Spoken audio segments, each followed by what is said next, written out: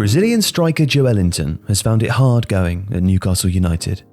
A £40 million player brought in to replace Salmon Rondon, who has so far only registered 1 goal and 2 assists in the league. Rondon was an aerially dominant, physically robust striker, ideally equipped to play for a direct counter-attacking side. Joelinton is not the same type of player, but he could be a real asset for Newcastle United if Steve Bruce adapts his approach to get the best from his expensive forward. At Hoffenheim, under their then coach Julian Nagelsmann, Joelinton was predominantly used as part of a 2-man strike partnership alongside Andrej Kramaric or Ishak Belfodil.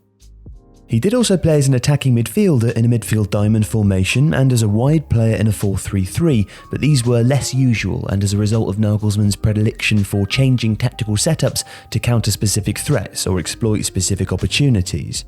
So, even when Joelinton was played wide or in the hole, it was for a very specific reason, and the team and player had worked on this. At Hoffenheim, his ability to receive passes to feet, hold off defenders and create space or dribble meant that he was a creative threat as much or more than a goal-scoring one. Playing alongside another striker and with willing runners from midfield and out wide, ineffective wing-backs Nico Schulz and Pavel Kaderabek, Joelinton would drop off the front line and then either turn and carry or play passes back, ahead or out wide before peeling off to in turn create space for the next player by running at the defence. His ability to run directly with the ball was an asset centrally or out wide, meaning he could play 1-2s coming out of a dribble or take an isolated defender, especially where other attackers had created space for him to do so. It's also worth pointing out that, like another Hoffenheim product, Roberto Firmino, Joelinton was an extremely effective and intelligent presser of the ball. Hoffenheim under Nagelsmann pressed high up the pitch, often winning turnovers and transitioning rapidly into attack. This again afforded space for the Brazilian to run into, and his intelligence and willingness to work hard, along with his fellow attackers, saw Hoffenheim develop an extremely effective pressing game. Newcastle, under Steve Bruce, are, by contrast, defensively set up to drop off and maintain a compact shape in their most used formation, the 5-4-1. According to Wisecout, Newcastle's passes per defensive action, a measure of how much the opposition are allowed to pass the ball before some form of pressing or tackle is engaged, is 18.4, the most allowed in the league and almost 5 higher than the next team, Sheffield United. Newcastle don't just not press, they actively sit off. The 5-4-1 is used in a mid and low block, vertically compact and very solid. If stretched wide, a winger drops off to double up with the fullback, and sometimes a midfielder also drops into the back line to ensure that the low block stays complete. It makes Newcastle fairly hard to break down, although they have conceded 41 goals in their 29 games so far this season, and that's 13th best in the league. Where Newcastle struggle is in scoring, which is part of the reason why Joelinton is under the spotlight.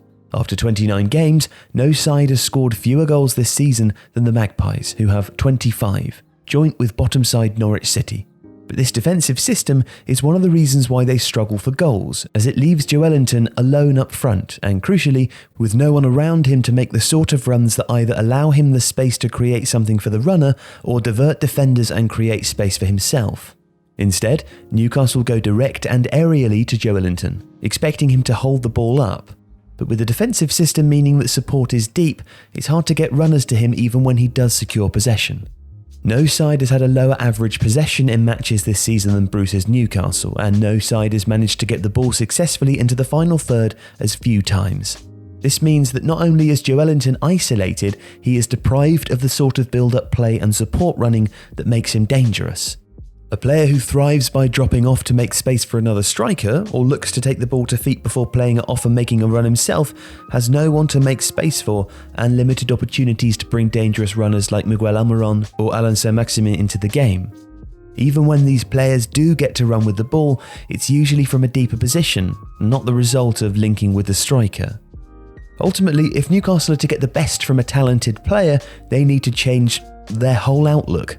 Defend less deep so Joelinton has support, press more to play to one of his strengths, and probably change formation so he is either playing off 2 strikers, problematic because Andy Carroll and his perennial fitness issues and Yoshinori Muto has also barely played, or alongside either a striker like Dwight Gale or a tricky runner who could play as one like saint-maximin. In loan signing Valentin Lazaro, and with Matt Ritchie coming back from injury, Newcastle have the kind of wide midfielders or wing-backs who could effect a shift to a more attacking 3-4-1-2, perhaps with Almiron in the hole. But these changes are unlikely, as Bruce has found a defensive system that is keeping Newcastle's head above water. The casualty of this is Joelinton, used in a system and a role that doesn't suit him, and ensures that he will continue to be seen as an expensive underachiever, however unfairly. Nagelsmann's Hoffenheim showed how to get the best from Joelinton. Bruce's Newcastle do not.